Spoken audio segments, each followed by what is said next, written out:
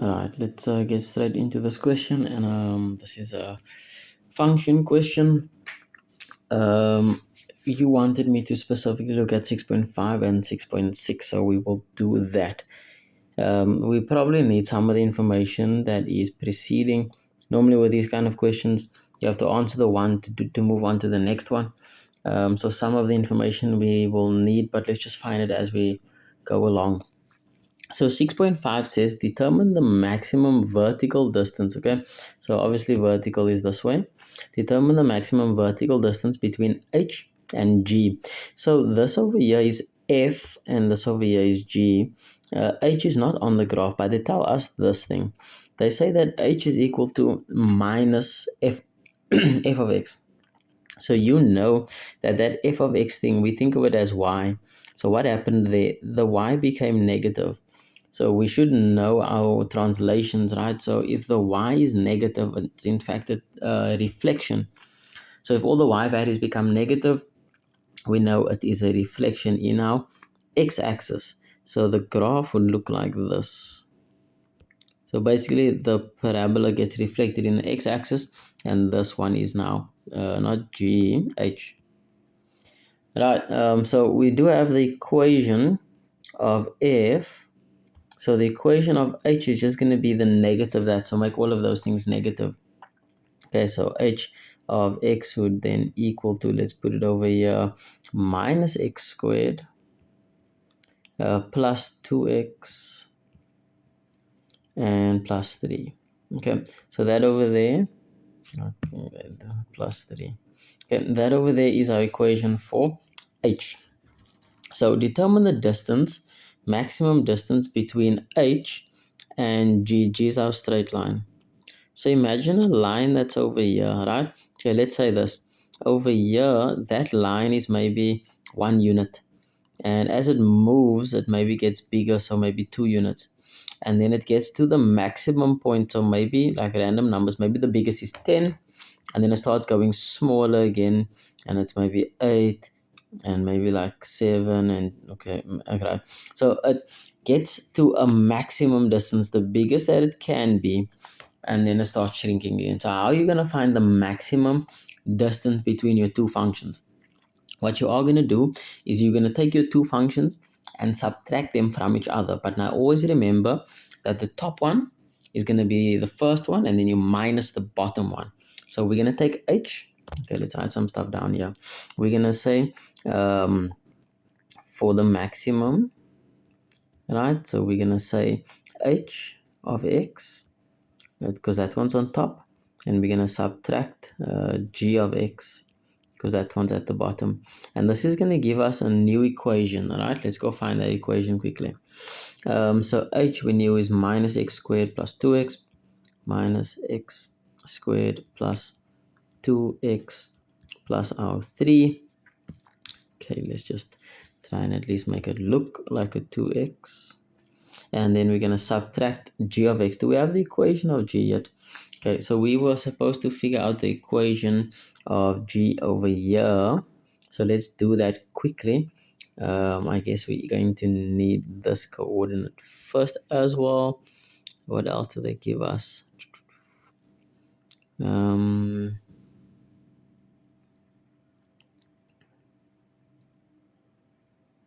Okay, they give us those 2 points. Okay, so let's find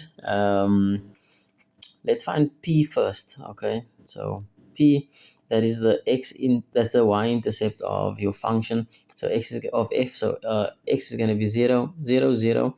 So that coordinate is minus 3, 0 and minus 3. Okay, so what we did was we looked at this equation, we made x as 0 because that's how you find your y-intercept, and we were left with a minus 3. That's how we got this coordinate. How we're going to get the other coordinate E, that coordinate we're going to have to make y 0. So it's going to be this graph here. So 0 is equal to x squared minus 2x minus 3. I'm going to factorize this quickly. So again, like I mentioned, we should have done all of these things prior to getting to 6.5.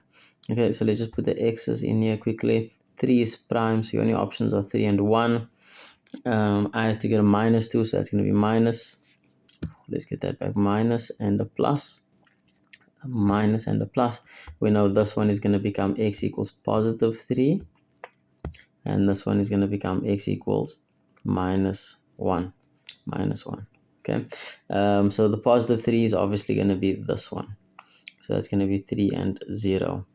Okay, so we have these two coordinates, and we're going to use them to get our equation of g. So let's get the equation of g quickly.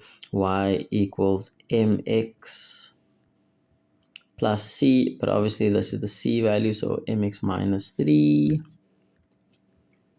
And then to find m, we can either substitute our coordinate or we can go find the gradient. Let's find the gradient. So m is equal to, let's say 0 minus 3. Minus is in the middle, and 3 and 0. And that reduces to a positive 1.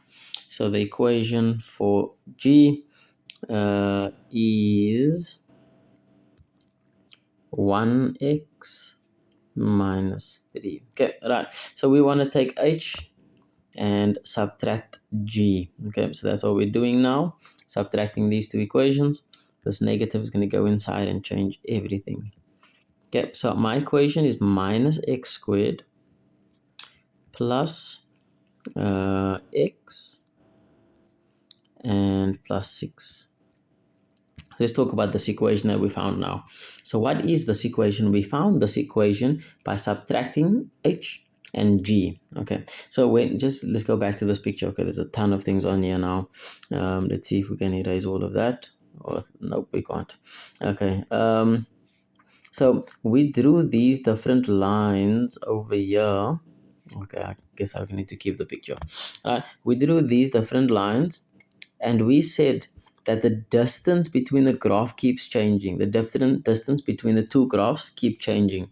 And that's why the distance between the two graphs as an equation has variables, because the distance keeps changing. So this equation that we found over here describes the distance between the two graphs. And as x changes, the distance between the two graphs change. Right. So what we want to know is where the distance between the two graphs reaches a maximum. So what we want to do is this equation we found over here, we want to determine where this one reaches a max. How do you find the maximum point of an equation? Right, we know, the equation looks something like that. How are you going to find the maximum point? It's a sad face because of the a value being negative.